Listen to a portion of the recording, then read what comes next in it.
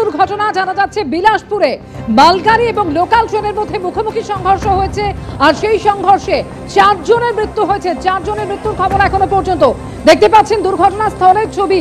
একটি মালগাড়ি এবং লোকাল ট্রেনের মধ্যে মুখোমুখি সংঘর্ষ হয়, লাইনচ্যুত হয়ে যায় বেশ কয়েকটি বগি। আহতদের উদ্ধার করে হাসপাতালে ভর্তি করা হয়েছে। দ্রুত গতিতে শুরু হয়েছে উদ্ধার কাজ। লোকাল ট্রেনের সঙ্গে মালগাড়ির মুখোমুখি সংঘর্ষ আর সেই দুর্ঘটনা এখনো পর্যন্ত 4 জনের মৃত্যুর খবর রয়েছে। বিলাসপুরে এই ট্রেন দুর্ঘটনা ঘটে। ইতিমধ্যে উদ্ধার কাজ শুরু হয়েছে, আহতদের ভর্তি করা হয়েছে হাসপাতালে। টেলিফোনে এই মুহূর্তে রয়েছেন আমাদের সঙ্গে প্রতিনিধি অরিত্রিক ভট্টাচার্য। অরিত্রিক, কি জানা যাচ্ছে এখনো পর্যন্ত, কিভাবে এই ট্রেন দুর্ঘটনা ঘটলো? 4 জনের মৃত্যুর খবর রয়েছে অরিত্রিক।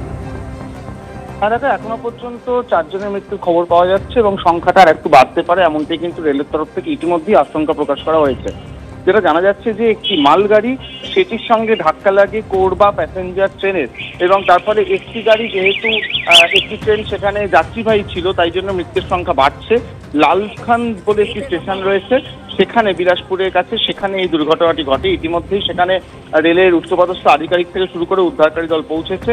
সবাইকে উদ্ধার করার যে পদ্ধতি সেটা কিন্তু শুরু করে দেওয়া হয়েছে। তবে কিভাবে এই দুটো গাড়ির মুখোমুখি সংঘর্ষ হলো সেই বিষয়টি সিগন্যালিং এর সমস্যা নাকি ম্যানুয়াল ত্রুটি সেগুলো কিন্তু খতিয়ে দেখার কাজ ইতিমধ্যেই শুরু করা হয়েছে। তবে প্রাথমিকভাবে যেটা চেষ্টা করা হচ্ছে যে দ্রুত উদ্ধার কার্য শেষ করার, এবং সেখানে কিন্তু ইতিমধ্যেই যেটা বলা হচ্ছে 4 জন ইতিমধ্যেই মারা গিয়েছেন, সংখ্যা আরো বাড়ার আশঙ্কা রয়েছে।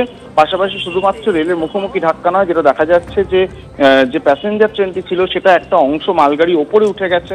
তার ফলে এই হেড অন কলিশনের সময় দুটো গাড়িরই গতি যথেষ্ট বেশি ছিল বলেই মনে করা হচ্ছে।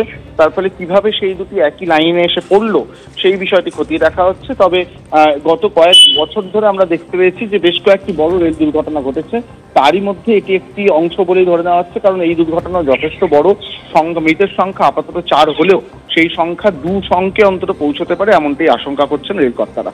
অরিত্রিক, তুমি আমাদের সঙ্গে থাকো। যে খবরের দিকে আমাদের নজর রয়েছে, যে ছবি আপনারা দেখতে পাচ্ছেন, ছত্তিশগড়ের বিলাসপুরে ট্রেন দুর্ঘটনা, মালগাড়ি লোকাল ট্রেনের মুখোমুখি সংঘর্ষ। এখনো পর্যন্ত 4 জনের মৃত্যু হয়েছে বলে জানা যাচ্ছে। মৃতের সংখ্যা আরো বাড়তে পারে। লাইনচ্যুত কয়েকটি বগি।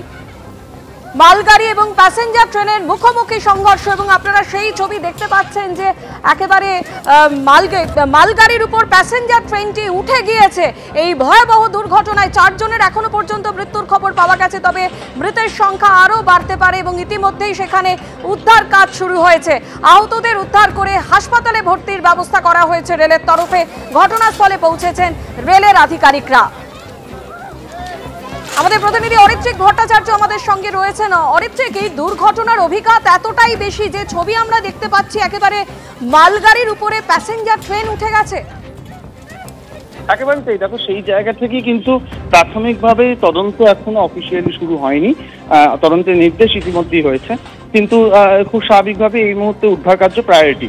কিন্তু যেটা দেখা যাচ্ছে যে দুর্ঘটনার যে অভিঘাত, সেখান থেকে প্রাক্তন যারা রেলকর্তারা রয়েছেন বা রেলের মধ্যে যারা পুরনো অফিসাররা রয়েছেন, তারা যেটা মনে করছেন যে যেটাই ঘটে থাকুক, দুটি ট্রেনের অন্তত একটির অথবা দুটিরই গতি যথেষ্ট বেশি ছিল, এটা কিন্তু একেবারেই পরিষ্কার।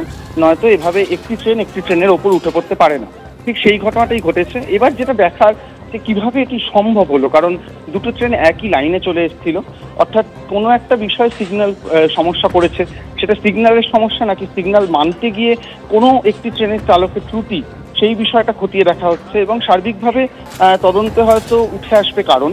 কিন্তু যেটা দেখা যাচ্ছে যে এই যে দুর্ঘটনা, তার অভিঘাত যথেষ্ট বেশি, সেখান থেকে প্রাথমিকভাবে ধারণা করা হচ্ছে যে আমরা দেখতে পাচ্ছি অরিত্রিক সেই ছবি যে উদ্ধার কাজ ইতিমধ্যেই শুরু হয়ে গেছে এবং মৃতের সংখ্যা আরো বাড়তে পারে এমনটাই আশঙ্কা করা হচ্ছে। আপাতত তোমায় ধন্যবাদ।